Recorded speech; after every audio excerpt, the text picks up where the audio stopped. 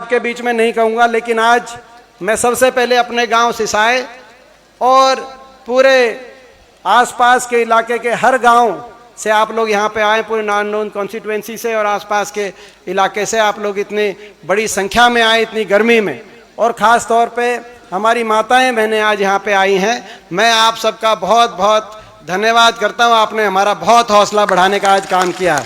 इस लड़ाई में जो बीजेपी से, इस लड़ाई को हम जो बीजेपी के साथ संघर्ष कर रहे हैं, बीजेपी सरकार के खिलाफ, इसमें आपके इस हौसले से ही हम संघर्ष में हमारे आगे कदम बढ़ते हैं। आज हमारा बहुत हौसला बढ़ा है और मैं सभी जिन लोगों ने आज के कार्यक्रम को सफल करने में अपना सबने जो मेहनत करी है, मैं सबको बधाई देता हूं। अपने भाई जस्सी को, क्योंकि इन्होंने जो है कार्यक्रम को लेने के लिए सबसे पहले आगे आए और इन्होंने दिन रात मेहनत करी, तो जस्सी को मैं बहुत बहुत बधाई देता हूं कि आज आपने इतनी मेहनत करी। पूरे गांव सिसाए को, हमारे भाई बलजीत जी जो यहाँ से प्रत्याशी रहे हमारे, और पूरा गांव सिसाए, आप लोगों ने आज यहाँ पे छत्तीस बिरादरी ने जो आज आशीर्वाद दिया है। और ये गांव सिसाए गांव, मैं तीन बातें करूँगा, पहले सिसाए गांव की और फिर अपनी जो है हमारे प्रदेश की राजनीति की और आगे की लड़ाई की। सिसाए गांव का हमेशा पूरा आशीर्वाद रहा और बहुत सिसाए गांव से मैं समझता हूँ एक बहुत अपनापन रहा। हमारे परिवार के साथ भी 1963 में जब दादाजी सिंचाई मंत्री थे पंजाब में, पंजाब एक जॉइंट पंजाब था, उस समय ये सिसाए मेजर बड़ा जो माइनर निकला था, उस समय वो नाइम माइनर उनकी कलम से उस समय निकला था। और 52 से 62 तक जब वो लोकसभा के सांसद थे, तो उस समय ये इलाका रोहतक लोकसभा में आता था। जब चौधरी रणबीर सिंह जी लोकसभा के, तो यहाँ से लोकसभा के सदस्य के रूप में उनको प्रतिनिधित्व करने का मौका मिला 1952 से 62 में। और 63 के अंदर जैसे ही वो मंत्री बने पंजाब में, तो पहला माइनर यहाँ पे जो मैं समझता हूँ आज तक जो गाँव के अंदर पानी आता। और उसके बाद जब अपनी सरकार आई, तो मैं गांव में आया था, तो आपने कहा था, गांव वासियों ने कहा था कि भाई माइनर तो जो है सिंचाई के पानी का तो इंतजाम करके गए थे, लेकिन पीने के पानी की डिग्गी दीपेंद्र आपको बनवानी है। और मुझे ये अपनेपन की बात होती है। हमारे यहाँ से दोनों बार जब सरकार बनी, यहाँ से विधायक चुन के हमारी कांग्रेस पार्टी का नहीं आया था, लेकिन अपनेपन में उससे कमी नहीं होती, अपना अपना ही होता है। आपने जब कहा तो मुझे याद है कि आपने ये कहा, मैंने कहा भाई अगर वो सिंचाई का पानी का दादाजी का आपने कह दिया, तो अब तो कुछ भी करना पड़े, पीने के पानी की डिग्गी तो भाई मेरी जिम्मेदारी, मैं बनवाऊंगा। तो पीने के पानी की डिग्गी की बात हो, आपने, मुझे याद है उस समय चाहे डाटा तक की सड़क की बात हो, चाहे मॉडल्स, पूरे जिले के अंदर एक मॉडल स्कूल बनना था, नाम आया, चाहे स्टेडियम की बात हो। और इसमें भी कोई दो राय नहीं, जो पिछला चुनाव था कांग्रेस के प्रत्याशी की हालात ठीक नहीं थी पिछले लोकसभा चुनाव में, लेकिन लोकसभा चुनाव की बात कर रहा हूं। लेकिन लोकसभा चुनाव में पूरे लोकसभा क्षेत्र में एक गांव में हुड्डा साहब का कार्यक्रम रखवाया गया, एक गांव में, और वो सिसाए गांव में रखवाया गया। और ये एक गांव था जहां से जो है पूरे हलके में ये एक गांव था जहां से कांग्रेस पार्टी के प्रत्याशी लोकसभा में जो बीजेपी में जा लिए, वो जो लोकसभा के प्रत्याशी थे, मुझे पता है कि बहुत लोगों को पहले से उनके बारे में सारी बात पता थी, जिताने का भी जी नहीं करता था, लेकिन गांव से आपने जिताने का काम किया, इस गांव से। तो मैं धन्यवाद करना चाहता हूं सिसाए गांव का बहुत बहुत कि। और फिर उसके बाद जब टिकट की बारी आई विधानसभा में, परिस्थितियां बनती हैं। आज हम ऐसे समय में आप और हम यहाँ बैठे हैं। अब मैं प्रदेश के बारे में दो बात आपसे कहना चाहता हूँ। ऐसे समय में बैठे हैं जब चुनाव का डंका बज चुका है। डंका कब बजता है? लोकसभा का चुनाव 1 साल के बाद निर्धारित है। हमारे संविधान में 5 साल में चुनाव होता है, 4 साल सरकार के होते हैं और आखिरी 1 साल जनता का सोचने विचारने का होता है।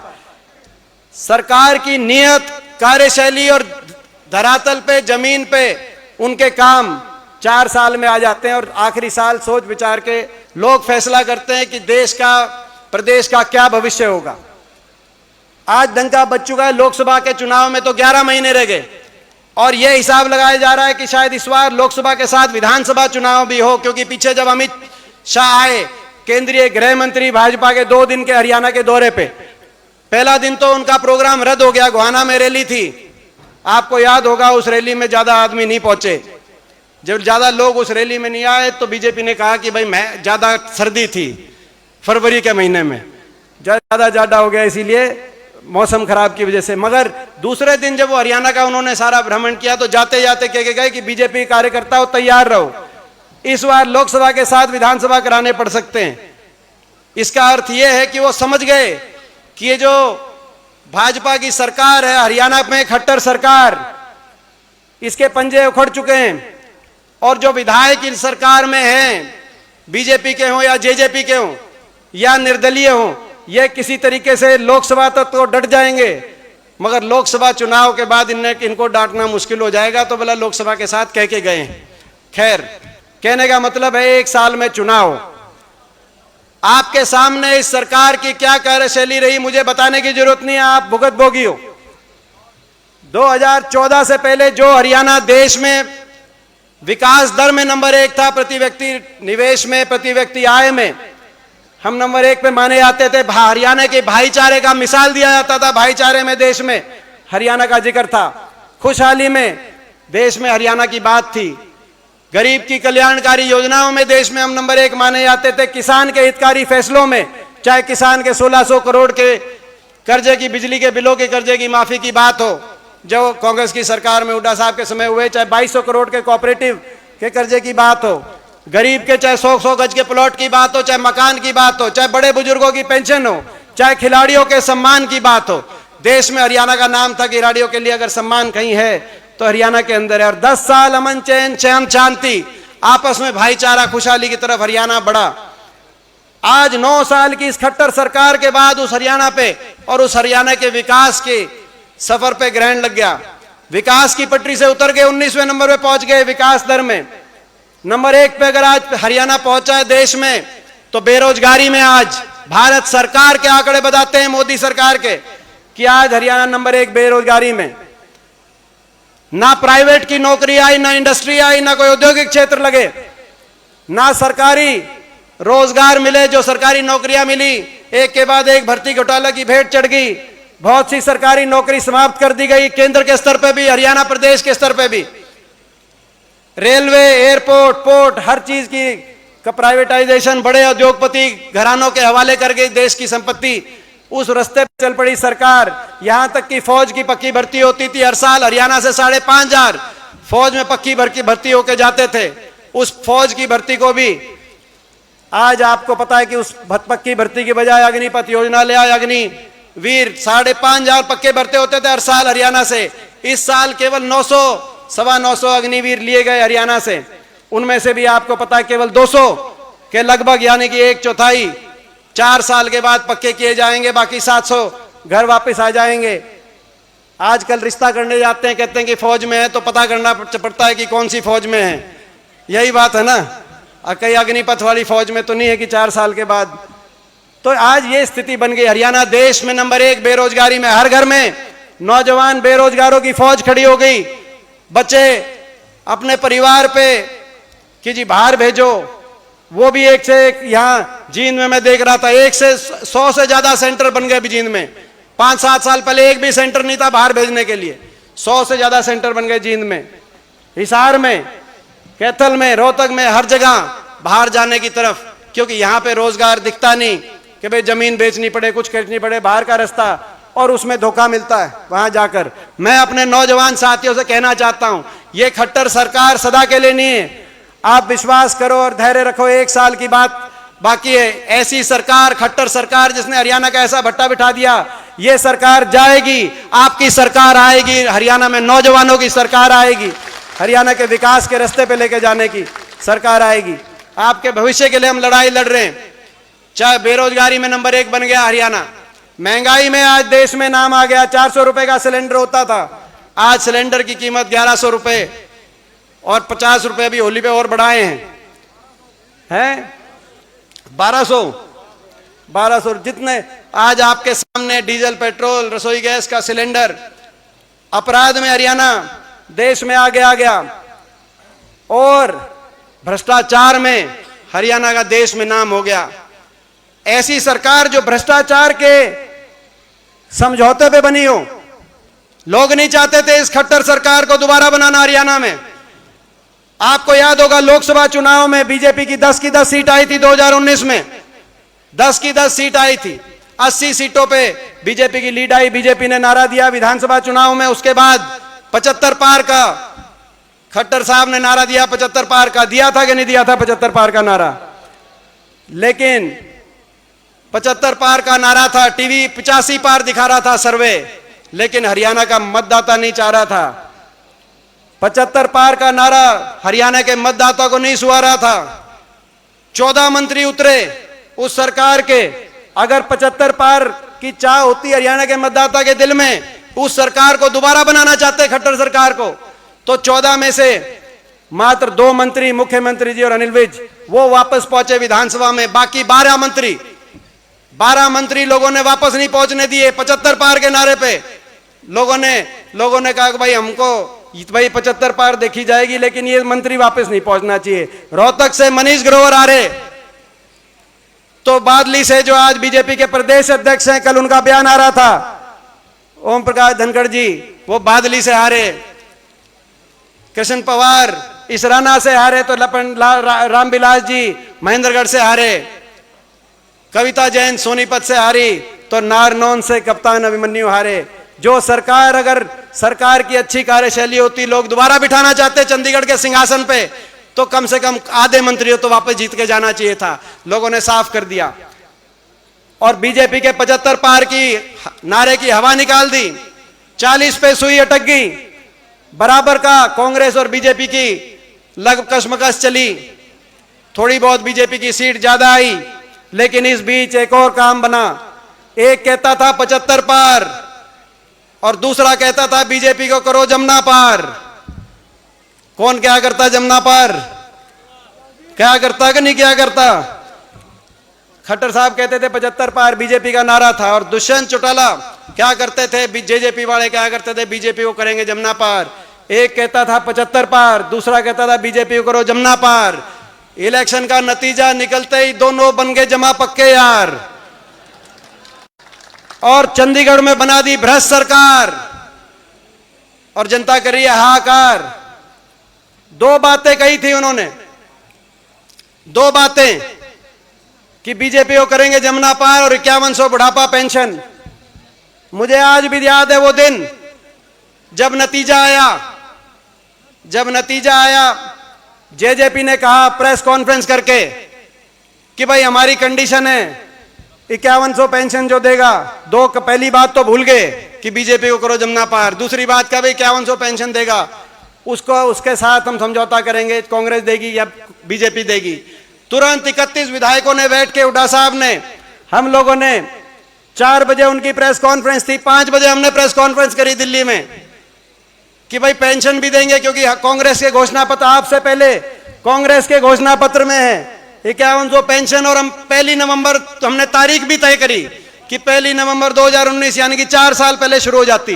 हमने कहा भाई हमारे साथ आओ, लोगों ने इस सरकार को हराने के लिए मत दिया है, हमारे साथ आओ, 5100 पेंशन भी देंगे, और भी कोई बात होगी पूरा आपको मान सम्मान भी देंगे, हमारे साथ पेंशन, हमारे साथ आओ। उचाना में लोगों से पूछा दुष्यंत चौटाला ने क्या करना चाहिए, लोगों ने, सबने कहा कि भाई कुछ भी करना, लेकिन बीजेपी का साथ नहीं देना। मैं गलत तो नहीं कह रहा, ये कहा था कि नहीं कहा था, मैं कहना चाहता हूं, बोला कुछ भी करना, बीजेपी का साथ ना देना। उचाना से गाड़ी चली जींद तक, रोहतक तक, बहादुरगढ़ दिल्ली बॉर्डर तक गाड़ी ठीक रास्ते पे चल रही थी। दिल्ली में बढ़ते ही दिल्ली की टेढ़ी मेढ़ी सड़कें, नांगलोई, नजफगढ़, पंजाबी बाग, दिल्ली की टेढ़ी मेढ़ी सड़कों पे थलसती गाड़ी अमित भाई शाह के बाढ़ने के आगे रुक गई कि नहीं रुक गई? और वहां जाके भीतर चले गए, बाद में जाके बाहर कहा समझौता हो गया, 5100 की पेंशन पे समझौता हो गया, 75% रिजर्वेशन पे समझौता हो गया। एक तरफ भारत देश के गृह मंत्री खड़े थे, एक तरफ मुख्यमंत्री खट्टर साहब खड़े थे, जिनको उस समय लोगों ने हरा दिया था, लेकिन उस समय समझौते के बाद दोबारा भावी मुख्यमंत्री बन गए थे। इससे ज्यादा कोई बड़ी संवैधानिक पदों पे कोई नहीं हो सकता। उनके बीच में खड़े होकर कहा समझौता हो गया 5100 पेंशन का। मैं पूछना चाहता हूं अपने बड़े बुजुर्गों से, आज 4 साल हो गए इस सरकार को, आपकी वो 5100 पेंशन आ ली है कि नहीं आई? आ रही है कि नहीं आ रही है? 5100 की पेंशन का समझौता नहीं था, पेंशन का समझौता नहीं था, हरियाणा को लूटने की छूट का समझौता था, आपके साथ विश्वासघात करने का समझौता था, आपको धोखा देने का समझौता था और अपनी जेब भरने का समझौता था। महकमे भी बांटे तो महकमे बांटे इस बात के नहीं बांटे कि उस किस महकमे में से कौन फालतू काम करेगा। महकमे इस बात के बांटे कि कौन ज्यादा किस महकमे से जो कौन ज्यादा मलाई खाएगा।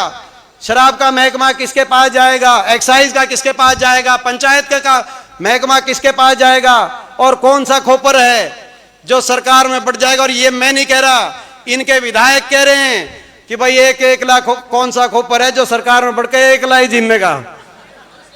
कह रहे हैं इनके इतना खुला भ्रष्टाचार।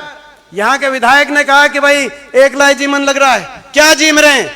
मैं पूछना चाहता हूं राजनीति की नैतिकता में, क्योंकि 5100 आए नहीं, बुढ़ापा पेंशन आई नहीं, लोगों के विश्वास के साथ धोखा दिया। लोगों ने बीजेपी की सरकार पलटने के लिए वोट दी थी, आपने कहीं और जाके साथ दिया, आपने सौदेबाजी करी। मैं पूछना चाहता हूं जो दादा गौतम ने कही थी वो कौन सा खोपर है, मैं पूछना चाहता हूं। और वो जो 1 लाख खोपर जीवन लग कौन सा खोपर है और वो क्या जीम रहा है, क्या जीम रहा है, मैं पूछना चाहता हूं। हरियाणा के ये भ्रष्टाचार का समझौता नहीं तो और क्या है, हरियाणा को लूटने का समझौता है खुले तौर पे, और ये सरकार चल रही है। मैं कहना चाहता हूं इन्होंने एक और काम किया। आज बेरोजगारी में हरियाणा नंबर 1, महंगाई में नंबर 1, भ्रष्टाचार में नंबर 1, लेकिन लोगों को अपमानित करने में भी नंबर 1। अगर ये काम नहीं भी करते, अपने काका ताऊ से कहना चाहता हूं, बड़े बुजुर्गों से, अगर ये काम नहीं भी करते तो भी हम काम चला लेते, अगर ये हरियाणा वासियों का मान सम्मान रखते। लेकिन इन्होंने तो हरियाणा वासियों के मान सम्मान को रौंदते हुए सरकार 4 साल तक चलाने का काम किया। हरियाणा वासियों के मान सम्मान पे चोट पहुंचाते हुए सरकार चलाने का काम किया। कोई ऐसा वर्ग नहीं है हरियाणा में जिस वर्ग को सड़क पे ना आना पड़ा हो अपने हकों के लिए, किसान से लेकर और मजदूर तक, और कोई ऐसा वर्ग नहीं है जिसका इन्होंने अपमान ना किया हो। कर्मचारी आए ओल्ड पेंशन स्कीम पे पंचकुला में, उन पे लाठीचार्ज। सफाई कर्मचारी, ग्रामीण सफाई कर्मचारी, ग्रामीण चौकीदार अपना मानदेय बढ़ाने के लिए करनाल में गए, उन पे लाठीचार्ज। छोटे छोटे बच्चे, स्कूल बंद हो गए, 9 साल से शिक्षकों की भर्ती नहीं, स्कूलों के आगे छोटे छोटे बच्चे बैठे, तो शिक्षा मंत्री ने कहा कि ये विपक्ष ने बिठा रखे। आंगनवाड़ी और आशा और हमारी महिलाएं आशा वर्कर वो करनाल में आई, उन पे लाठीचार्ज। यहां तक कि सरपंच सोचते थे कि छोटी सरकार है, कम से कम थारा तुम तो बचोगे, लेकिन सरपंचों को भी सड़क पे आना पड़ा और उनकी भी तसल्ली बिठाई गई। आपके सामने कोई वर्ग नहीं, खिलाड़ियों को आना पड़ा। मैं पूछना चाहता हूं, हमारी सरकार थी तो लगभग 800 खिलाड़ियों को अलग अलग पदों पे बिना भेदभाव के नियुक्ति मिली थी, और देश में हरियाणा के युवा का नाम पूरे दुनिया के अंदर और देश के अंदर हरियाणा का युवा का नाम रोशन हुआ था बिना भेदभाव के। आज जो बीजेपी में है, हमारे पहलवान योगेश्वर दत्त उस समय डीएसपी भी भर्ती हुए थे, तो बबीता फोगाट बहन हमारी, उन देश का गौरव है ये, वो भी उस समय डीएसपी भर्ती हुई थी। तो हमारे जो खेल मंत्री हैं संदीप सिंह जी, वो भी उस समय हुड्डा सरकार में डीएसपी भर्ती हुए थे। मैं पूछना चाहता हूं, 9 साल एक किसी खिलाड़ी को नियुक्ति नहीं। साक्षी मलिक हमारी मोखरा की बेटी, जो पिछले ओलंपिक के अंदर 2 मेडल आए देश के, ओलंपिक के अंदर 2 ही थे इससे पिछले वाले में, इस बार तो बजरंग पुनिया का, रवि दहिया का मेडल, इस बार नीरज चोपड़ा के हमारे मेडल, पिछली बार 2 ही के मेडल थे, पीवी संधू और साक्षी मलिक। आज तक साक्षी मलिक को नियुक्ति पत्र नहीं मिली, जंतर मंतर पे धरने में बैठना पड़ा, कोई पूछने वाला नहीं है, उनको अपमान का सामना करना पड़ा। कोई ऐसा वर्ग नहीं, खिलाड़ियों से लेकर और गरीब आदमी, मनरेगा के मजदूरों के बजट 1/3 कम कर दिया। मनरेगा के बजट जो मजदूर निकले, मनरेगा के मजदूर जब निकले करनाल के अंदर, उन पे लाठीचार्ज। और किसान का जो अपमान किया वो आपका और मेरा दिल जानता है। 1 साल वो ऐसा भी था, किसान सड़क पे बैठा था लाखों की तादाद में, हमारे बड़े बुजुर्ग, हमारी महिलाएं, हमारी माताएं बहनें इन धरनों पे बैठी थी। 750 किसानों के घरों के चिराग बुझ गए, हर रोज शव वापिस आते थे इन धरनों से। अभी जैसी बता रहे थे अपने गांव में, मगर हरियाणा पंजाब के गांव में शव वापिस आते थे। और हर रोज देश की सबसे बड़ी पंचायत में मजाक उड़ाया जाता था। मैं आपका बेटा हूं, मैं आपके बीच में नहीं कहूंगा तो कहां कहूंगा। मेरा सौभाग्य भी है और मेरा दुर्भाग्य भी है। मेरा सौभाग्य है कि मैं पिछले 19 साल से देश की सबसे बड़ी पंचायत का सदस्य हूं। पहले 3 बार लोकसभा में रहा, इस बार लोकसभा चुनाव में जो हुआ मेरे साथ आपको पता है, लेकिन उसके बाद हमारी सीट आई तो राज्यसभा में जाने का अवसर मिला।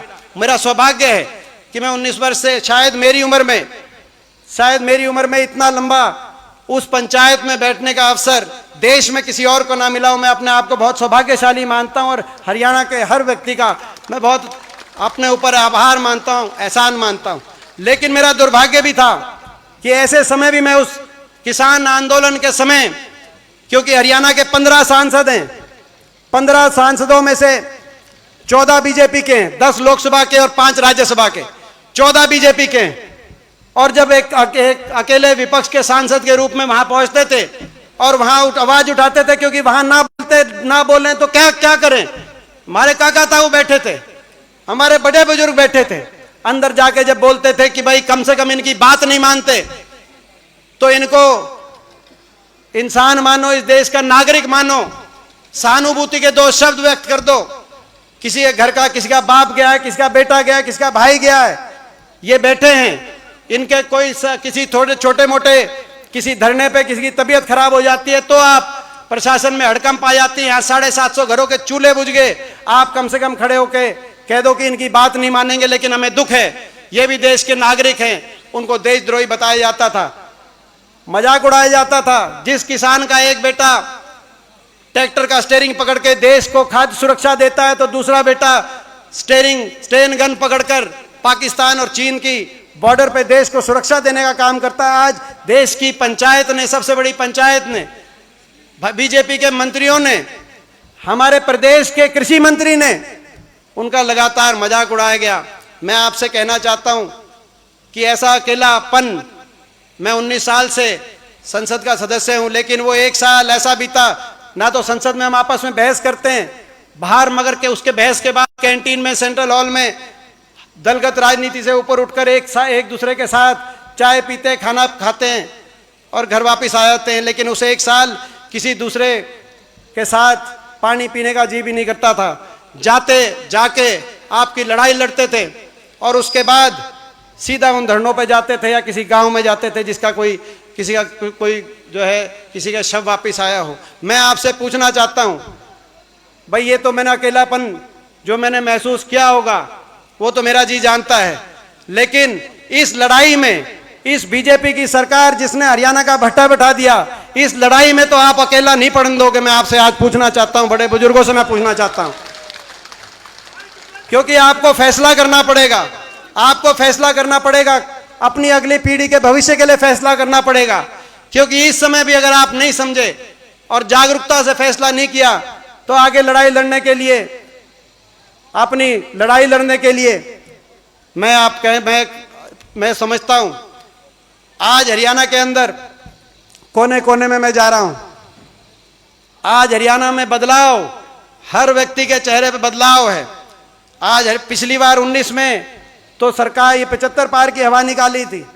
इस बार हरियाणा, पूरे प्रदेश के कोने कोने में हरियाणा वासी बदलाव और परिवर्तन की तरफ देख रहे हैं।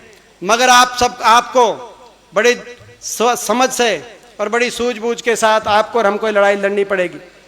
मैं नारनौल से पूछना चाहता हूं, नारनौल हल्के से पूछना चाहता हूं, सिसाई गांव से भी पूछना चाहता हूं। भाई इस लड़ाई में जब लड़ाई होगी, सीधी लड़ाई है, सीधी लड़ाई है, मिस फायर मत करना, बीच में मिस फायर नहीं, सीधी लड़ाई। एक तरफ ये हैं जिन्होंने हरियाणा का भट्टा बिठाया है और एक तरफ चौधरी भूपेंद्र सिंह हुड्डा जी के नेतृत्व में कांग्रेस पार्टी।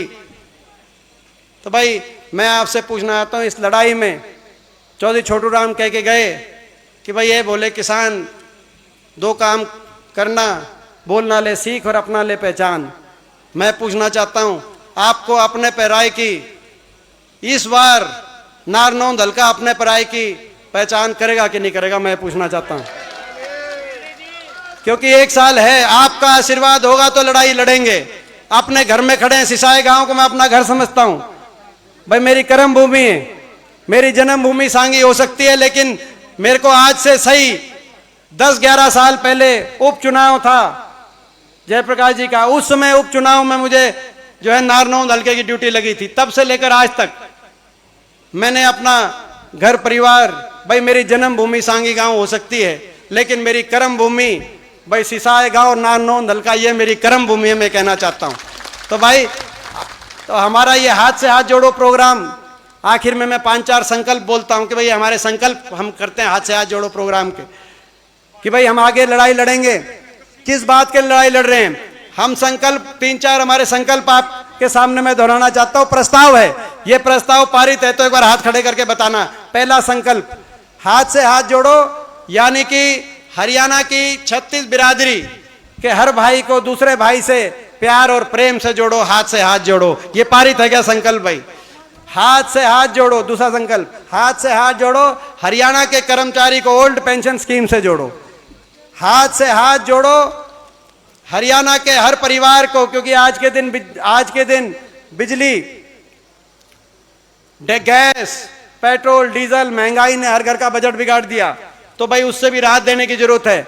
तो जैसा कि हमारी हिमाचल की सरकार, कांग्रेस की सरकार बनी, सुखू मुख्यमंत्री बने, आते ही हमने फैसला, तो भाई हाथ से हाथ जोड़ो, हरियाणा के हर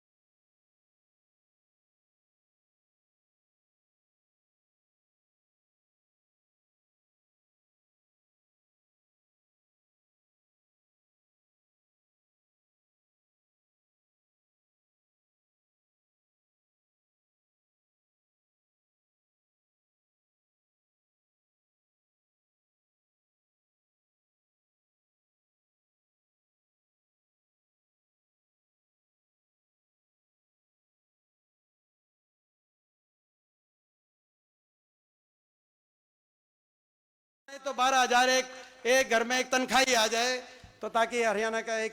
और हाथ से हाथ जोड़ो हर परिवार को, जो राजस्थान में गहलोत सरकार ने किया है।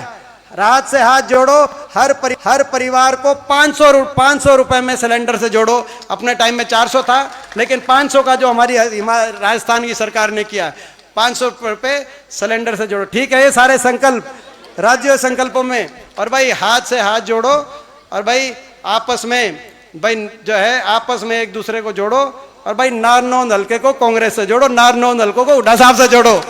ये संकल्प भाई, ये संकल्प बताओ। तीसरा संकल्प एक बार हाथ ठाके भाई। और देखो ये आखिरी एक बात कह के बात समाप्त करता हूं। ये फेर गड़बड़ कर सकते हैं, आपके बीच में आ सकते हैं तरह तरह की बात करके। इस बार ये आपके बीच में आएंगे बहकाने के लिए। कोई जेजेपी वाला आएगा, कोई दूसरी पार्टियों वाले आएंगे, बहकावे में तो मन नहीं आओगे। जितना अपनापन नारनौंद से दीपेंद्र मान रहा है, उतना अपनापन मानोगे? बताओ भाई। बहुत बहुत धन्यवाद।